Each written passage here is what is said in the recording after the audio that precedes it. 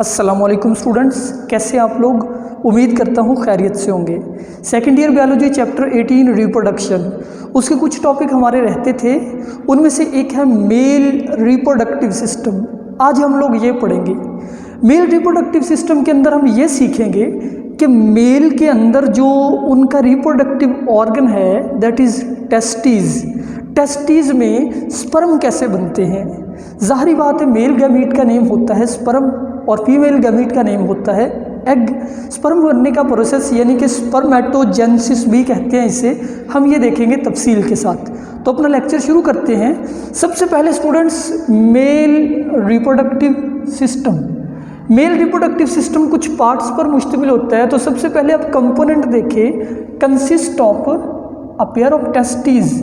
Male reproductive system में testes का एक पेयर होता है, फिर एक कॉपुलेटरी ऑर्गन होता है जिसको पीनस कहते हैं। वो ऑर्गन जो स्पर्म को मेल की बॉडी से फीमेल के रिप्रोडक्टिव ट्रैक में ट्रांसफ़र करने के लिए यूज़ किया जाए, उस ऑर्गन को कहते हैं कॉपुलेटरी ऑर्गन यानी कि पीनस। फिर कुछ एसोसिएटेड डक्ट्स हैं यानी कुछ नालियाँ जिनके अंदर स्पर्म को रखा जाता है, और कुछ एसोसिएटेड ग्लैंड्स हैं। ये चार चीज़ें होती है मेल रिप्रोडक्टिव सिस्टम में। और याद रखें, मेल रिप्रोडक्टिव सिस्टम को आप कहते हैं एक्सटर्नल जेनिटेलिया, यानी कि unlike female reproductive system, male reproductive system body के आउटसाइड पाया जाता है। सिर्फ कुछ डक्ट्स बॉडी के इनसाइड होती है। मोस्टली जो पार्ट है लाइक टेस्टीज एंड पीनस, ये दोनों पार्ट बॉडी से आउटसाइड होते हैं। अब पहले तो मेल रिप्रोडक्टिव सिस्टम के पार्ट्स देख लीजिए स्टूडेंट्स। ये मेल रिप्रोडक्टिव सिस्टम में ये एक थैली है बिटवीन टू लेग्स। इस थैली का नेम होता है सक्रोटम। मेल रिप्रोडक्टिव सिस्टम में सबसे पहले हम टेस्टीज देखेंगे कहाँ होते हैं। एक पेयर होता है टेस्टीज का, एक स्किन से बनी हुई थैली के अंदर होता है, उस थैली का नेम होता है सक्रोटम। यानी कि मेल्स की जो बॉडी है उनके बॉडी के अंदर नीचे एक थैली सी होती है, उस थैली को आप बोलते हो सक्रोटम। ये वाली स्किन से बनी एक पाउच सी, इस पाउच के अंदर दो टेस्टीज होते हैं, यानी एक पेयर ऑफ टेस्टीज मौजूद है। ये इनका एक्सटर्नल जेनिटेलिया हो गया। असल जो स्पर्म पैदा करने का काम है वो टेस्टीज करेंगे। टेस्टीज जो है ये स्पर्म पैदा करेंगे। फिर स्पर्म जो है इस नाली के ज़रिए से, स्पर्म यहाँ पे टेस्टीज में पैदा हुए, एक डक्ट के ज़रिए से, इस डक्ट को आप स्पर्म डक्ट कहते हैं, ये जाके मिल जाते हैं इस नाली के साथ। इस नाली का नेम है यूरिथ्रा और ये है यूरिनरी ब्लैडर। यानी कि यूरिनरी ब्लैडर का क्या काम होता है, यूरिन को स्टोर करना, पेशाब को स्टोर करना। तो यूरिनरी ब्लैडर के अंदर मेल्स में पेशाब को भी स्टोर किया जाता है। और ज़रा आप गौर करें, यूरिनरी ब्लैडर से जो नाली निकलती होती है उसका नेम होता है urethra. Urethra eject urine from body. तो यूरिथ्रा से थोड़ा सा पहले जहाँ से यूरिथ्रा निकली उसकी बेस पर ये वाली स्पर्म डक्ट जो है ये मिल गई यूरिथ्रा से, ठीक हो गया। इस जगह पे ये दोनों नालियाँ कॉमन हो गई। तो अब ये जो यूरिथ्रा का लास्ट ओपनिंग है जहाँ से यूरिन को बॉडी से एक्सक्रीट किया जाता है, उस ओपनिंग को आपको पता है, आपने पढ़ा हुआ है पहले चैप्टर में, यूरिथ्रल ऑरिफिस बोलते हैं। तो यूरिथ्रल ऑरिफिस के ज़रिए से ही स्पर्म रिलीज होंगे और यूरिथ्रल ऑरिफिस के ज़रिए से ही यूरिन यानी कि पेशाब रिलीज़ होगा। मेल के अंदर ये कॉमन नाली है। और याद रखिए, ये जो कॉमन नाली है इस ट्यूब का नेम है सिर्फ यूरिथ्रा। इस ट्यूब का नेम क्या है, यूरिथ्रा, जो कि स्पर्म के लिए भी होगी और जो कि यूरिन के लिए भी होगी। ये नाली एक्चुअली एक ऑर्गन के अंदर होगी, उस ऑर्गन का नेम होता है पीनस। ये जो ऑर्गन है इसका नेम होगा पीनस। पीनस के अंदर जो छोटी सी ट्यूब सी है उसका नेम यूरिथ्रा है। यहाँ पे ये बात समझ ले। अब आपको इन हिस्सों की समझ आ गई कि मेल के अंदर पेयर ऑफ टेस्टीज वो सक्रोटम के अंदर है, स्किन से बनी थैली आउटसाइड है। याद रखिए कि मेल्स के टेस्टीज इसलिए आउटसाइड बॉडी से होते हैं क्योंकि उनका टेम्परेचर लो रखना होता है। हमारी बॉडी के बाकी बॉडी के मुकाबले में टेस्टीज का टेम्परेचर थोड़ा लो होता है ताकि स्पर्म सक्सेसफुली प्रोड्यूस हो सके। इसके बाद पेयर ऑफ टेस्टीज, फिर कॉपुलेटरी ऑर्गन, फिर एसोसिएटेड डक्ट, ये जो आप सारी नालियाँ देख रहे हैं। इसके साथ कुछ ग्लैंड्स भी होते हैं जैसे काउपर ग्लैंड, सेमिनल वेजिकल, वो भी यहीं पे डिफरेंट ग्लैंड होते हैं, लेकिन हमारे कोर्स के अंदर उन ग्लैंड्स का जिक्र नहीं है। तो हम अपने टॉपिक की तरफ आते हैं। असल में स्पर्म टेस्टिस में पैदा होते हैं। तो हम ये एक टेस्टिस का स्ट्रक्चर देख रहे हैं। एक टेस्टिस को अगर आप उसका क्रॉस सेक्शन देखें, उसको सेंटर से काटें, तो ये एक्चुअली एक ओवल शेप होता है, अंडे के जैसी इसकी शेप है। हर टेस्टिस के अंदर बेशुमार नालियाँ होती हैं, बल खाती हुई गोल नालियाँ, बेशुमार अरबों की तादाद में। इन बारीक तरीन नालियों को कहते हैं सेमीनेफ्रस ट्यूब्यूल, यानी testis is made up of seminiferous tubule. Seminiferous tubule के अंदर एक्चुअली स्पर्म पैदा होते हैं। सेमीनेफ्रस ट्यूब्यूल वो ट्यूब्यूल है जिनका काम होता है स्पर्म पैदा करना। अब आप देख रहे हैं ये बहुत ज़्यादा बेशुमार जो सेमीनेफ्रस ट्यूब्यूल है ये स्पर्म पैदा करती है। स्पर्म पैदा करके ये भेज देती है इस पार्ट के अंदर। ये जो पार्ट है ये पार्ट, इसका नेम है एपिडिडमस। सारी सेमीनेफ्रस ट्यूब्यूल जो है ये स्पर्म पैदा करने के बाद उन स्पर्म को भेज देती है एपिडिडमस में। एपिडिडमस से ये स्पर्म चले जाते हैं इस नाली के अंदर। इस नाली को कहते हैं स्पर्म डक्ट या वास डेफरेंस। वास डेफरेंस जो है ये स्पर्म को फिर ले जाके डाल देता है, जैसे मैंने यहाँ पे बताया यूरिथ्रा के अंदर, और फिर यूरिथ्रा से बॉडी से आउटसाइड चले जाते हैं। अब हम सेमीनेफ्रस ट्यूब्यूल का एक पीस देखेंगे। एक्चुअली सेमीनेफ्रस ट्यूब्यूल जो है ये अंदर से खाली है, तो ये ट्यूब ऐसे है जैसे ये मार्कर का कैप है, अंदर से खाली। उस कैविटी के अंदर स्पर्म बनते हैं। ठीक हो गया। तो देखते हैं सेमीनेफ्रस ट्यूब्यूल का क्रॉस सेक्शन, यानी एक सेमीनेफ्रस ट्यूब्यूल को इस तरीके से लेते हैं, उसको यहाँ से कट करते हैं, फिर उसका जो गोल कटा हुआ हिस्सा है उसको आप ये देख रहे हैं। It is a cross section of seminiferous tubule. इस सेमीनेफ्रस ट्यूब्यूल के जो सबसे आउटसाइड बाउंड्री है उसको कहते हैं बेसमेंट मेम्ब्रेन। क्या कहते हैं? Basement membrane. इस बेसमेंट मेम्ब्रेन की जो अंदर वाली साइड पे सेल्स है, ये वाले सेल फौरन साथ, यानी बेसमेंट मेम्ब्रेन के साथ जो सेल अटैच है उन सेल्स का क्या नेम है? उन सेल्स का नेम है germinal epithelial cell. Germinal epithelial cells. ये वाले सेल्स एक्चुअली स्पर्म पैदा करते हैं। मैंने आपको बताया टेस्टिस स्पर्म पैदा करते हैं, फिर मैंने टेस्टिस में से बताया सेमीनेफ्रस ट्यूब्यूल, फिर मैं सेमीनेफ्रस ट्यूब्यूल का क्रॉस सेक्शन उसमें से बता रहा हूँ जर्मिनल एपिथेलियम सेल। कौन से सेल? Germinal epithelium. बेशुमार सेल्स होते हैं टेस्टिस की लाइनिंग बनाते हैं अंदर वाली। अब ये सेल कैसे पैदा करते हैं?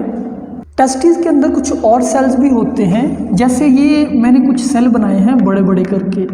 इन सेल्स का नेम है सर्टोली सेल्स। ये सेल क्या कहलाते हैं? Sertoli cells. फिर बीच में ये कुछ और सेल है, इनको मैंने लिखा है स्पर्मेटोगोनियम। पहले आप यहाँ पे आए, यहाँ से आपको समझ आ जाएगी स्पर्म कैसे बनते हैं। जर्मिनल एपिथेलियम के सेल्स, ये वाले सेल जो आप देख रहे हैं, ये वाले किनारों वाले सेल, ये सेल कुछ सेल पैदा करते हैं डिवाइड होके। ये सेल डिवाइड होके कुछ सेल पैदा करते हैं, उनको कहते हैं स्पर्मेटोगोनियम। क्या कहते हैं? स्पर्मेटोगोनियम। ये देखिए ये जर्मिनल एपिथेलियम का सेल है, ये वाला सेल स्पर्मेटोगोनियम है। इसने जर्मिनल एपिथेलियम ने ये सेल प्रोड्यूस किए। अब जो स्पर्मेटोगोनिया है, स्पर्मेटोगोनिया जमा का वर्ड है, स्पर्मेटोगोनियम सिंगुलर है। स्पर्मेटोगोनियम डिफ्रेंशिएट होकर बना देते हैं प्राइमरी स्पर्मेटोसाइट। ये सेल कौन सा सेल है? Germinal epithelium. इसने पैदा किया स्पर्मेटोगोनियम। स्पर्मेटोगोनियम से बन गया प्राइमरी स्पर्मेटोसाइट। थोड़ा सा डिफ्रेंशिएट होकर थोड़ा सा लार्जर साइज का सेल बन गया जिसका नेम है प्राइमरी स्पर्मेटोसाइट। यानी कि ये वाले सेल इस वक्त जो आप देख रहे हैं प्राइमरी स्पर्मेटोसाइट है, ये सारे सेल। अब इन सेल में स्टूडेंट्स यहाँ पे होती है मियोसिस। प्राइमरी स्पर्मेटोसाइट में क्या होगी? मियोसिस 1। मैं यहाँ पे लिख देता हूँ, मियोसिस 1 हुई। आपको पता है मियोसिस 1 के बाद क्रोमोसोम आधे रह जाते हैं। तो ये बेटा एक सेल है, इसमें 2n क्रोमोसोम है, इसमें मियोसिस हुई। मियोसिस के नतीजे में इससे 2 सेल बने, इन दोनों सेल्स में क्रोमोसोम आधे रह गए। आपको पता है मियोसिस 1 के अंदर क्रोमोसोम रेड्यूस किए जाते हैं। तो एक सेल से 2 नए सेल बने with half number of chromosome. उन दोनों सेल का नेम है सेकेंडरी स्पर्मेटोसाइट। वो अंदर वाली साइड पे बनते हैं, यानी जैसे जैसे सेल्स मैच्योर होते जाते हैं वो किनारों से सेंटर की तरफ मूव करते जाते हैं। अब नेक्स्ट क्या होगा? नेक्स्ट ये जो सेकेंडरी स्पर्मेटोसाइट है इनके अंदर मियोसिस 2 होगी। कौन से मियोसिस, मियोसिस 2, मियोसिस 2 बार होती है। तो ये दोनों सेल डिवाइड हो गए 4 सेल्स में। यहाँ पे अब हर सेल में क्रोमोसोम कितने हैं, 1n। तो यूं ये जो 2n सेल था इनिशियली स्पर्मेटोगोनिया, एक सेल में डिवाइड होके 4 स्पर्मेटिड पैदा करती है। स्पर्मेटिड को आप स्पर्म नहीं बोलते, ये देखिए स्पर्म ऐसा होता है, और ये जो स्पर्मेटिड है इनको आप कह सकते हैं इमैच्योर स्पर्म। इन स्पर्मेटिड में कुछ चेंजेस आएगी, फिर बनेगा स्पर्म। वो चेंजेस क्या होगी, वो चेंजेस ये होगी कि ये स्पर्मेटिड, एक तो इसकी कैप बनाई जाएगी, इसका साइटोप्लाज्म कम कर दिया जाएगा, ठीक है, इसका न्यूक्लियस जो इसकी कैप में आ गया। अब ये जो स्पर्म है इसकी कैप के अंदर ये है न्यूक्लियस जिसमें हैप्लॉइड यानी 1n क्रोमोसोम है, ये इसकी नेक है, इसकी नेक के अंदर ये सारे मौजूद है माइटोकॉन्ड्रिया, ये माइटोकॉन्ड्रिया है, क्योंकि स्पर्म को एनर्जी चाहिए होती है, स्पर्म ने मूव करना होता है, स्पर्म ने तैर कर एग के पास जाना होता है। ड्यूरिंग सेक्सुअल रिप्रोडक्शन मेल के जो स्पर्म है वो फ्लो करके, वो तैर कर एग के पास जाते हैं और उसको फर्टिलाइज करते हैं। तो sperm need a lot of energy, this energy is provided by a large number of mitochondria which are present in sperm cell. फिर स्पर्म की ये टेल है, ये टेल स्पर्म को मूव करने के काबिल बनाती है। ये एक मैच्योर स्पर्म है और ये एक स्पर्मेटिड है। अच्छा, अभी हमारी बुक में 2 क्वेश्चन बहुत इंपॉर्टेंट है जो अक्सर पेपर में आते हैं, कई दफ़ा पेपर में आए हुए हैं। उनमें से एक क्वेश्चन है सर्टोली सेल्स के बारे में। सर्टोली सेल क्या है, करते क्या है? पहले देखिए, सर्टोली सेल प्रोड्यूस फ्लूइड, ये एक चिकना सा फ्लूइड पैदा करते हैं, and provide food and lubrication to sperm. Sperm को फूड भी देते हैं क्योंकि स्पर्म जिंदा सेल है, स्पर्म मुर्दा सेल नहीं है, वो जिंदा होते हैं, उन्होंने जाके आगे को फर्टिलाइज करना होता है, नई लाइफ ने जन्म लेना होता है। तो स्पर्म को ये वाले सेल यानी कि जो जर्मिनल एपिथेलियम जो इस सेमिनेफ्रस ट्यूब्यूल के अंदर ये वाले सेल हैं, कौन से, सर्टोली सेल, ये फ्लूइड पैदा करते हैं, उस फ्लूइड को भी अंदर वाली साइड पे खारिज कर देते हैं। इनर साइड, ये जो खाली जगह है, इस खाली जगह को कहते होते हैं ल्यूमन। याद रखें, किसी भी नाली, किसी भी ट्यूब के अंदर की जो खाली जगह होती है उसको ल्यूमन कहते हैं। तो ये एरिया है ल्यूमन, यानी सर्टोली सेल ने जो फ्लूइड भेजा वो भी ल्यूमन में आ गया।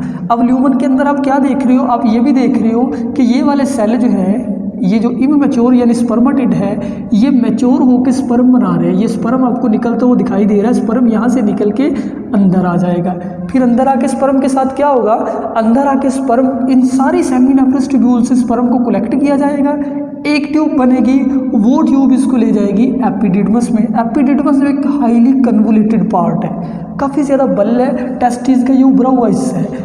एपिडिडमस से ये स्पर्म आ जाएंगे वैस डेफरेंस में, वैस डेफरेंस यानी कि स्पर्म डक्ट। ये स्पर्म डक्ट जाके फिर मिल जाएगी यूरिथ्रा से। यूं स्पर्म को फीमेल के बॉडी के अंदर या जिस्म से बाहर भेजा जाता है। लेकिन एक शॉर्ट क्वेश्चन अभी और है, इंटरस्टिशियल सेल। इंटर का मतलब होता है बिटवीन, स्टिशियल टिश्यू को कहते हैं। अब इंटरस्टिशियल सेल स्टूडेंट्स ये हैं कि ये सेमिनेफ्रस ट्यूब्यूल एक है, ये उसके साथ वाली सेमिनेफ्रस ट्यूब्यूल है, ये उसके साथ वाली, बीच में ये सेंटर के अंदर कुछ सेल है, इन सेल्स को कहते हैं इंटरस्टिशियल सेल। ये क्या करते हैं, they produce a hormone which is known as testosterone. एक हार्मोन पैदा करते हैं, उस हार्मोन का नेम है टेस्टोस्टेरोन। ये हार्मोन ज़रूरी होता है मेल के सेकेंडरी कैरेक्टर के लिए। सेकेंडरी सेक्स कैरेक्टर ऐसे कैरेक्टर को कहते हैं जो सिर्फ मेल में पाए जाए, फीमेल में ना पाए जाए। यानी कि मेल जब बालिग हो जाते हैं उनमें कुछ कैरेक्टर पैदा होते हैं। पहला कैरेक्टर ये होता है कि उनकी दाढ़ी आने लग जाती है, उनकी मूछें आने लग जाती है। ये क्यों आती है, ये इन सेल्स की वजह से आती हैं, क्योंकि these cell produce a hormone testosterone, and testosterone उनके सेकेंडरी सेक्स कैरेक्टर पैदा करता है। तो इंटरस्टिशियल सेल से पैदा होता है secrete testosterone, male secondary sex character and production of sperm. और स्पर्म की प्रोडक्शन के लिए भी टेस्टोस्टेरोन ज़रूरी है, इसके बगैर स्पर्म ठीक तरीके से पैदा नहीं हो सकते। तो ये था आज का लेक्चर मेल रिप्रोडक्टिव सिस्टम के बारे में। इसमें से अगर कोई क्वेश्चन है वो मुझसे कर लीजिए, इसको एज अ लॉन्ग क्वेश्चन याद करना है आपने। अपना ख्याल रखिए, अल्लाह हाफिज़।